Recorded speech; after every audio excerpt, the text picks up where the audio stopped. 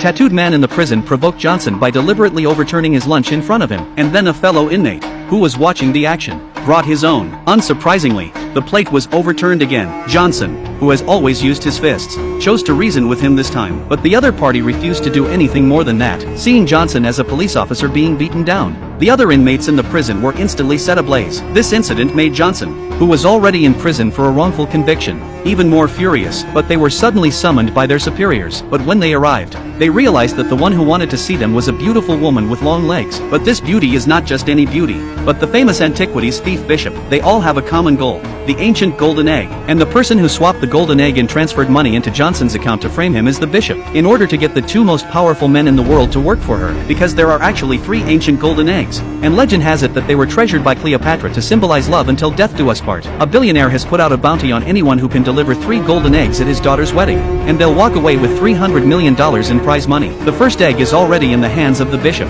The second is known to be in a private warehouse that sells arms, but the third egg is still missing. The bishop had come to find out what happened to the third egg. Johnson was baffled.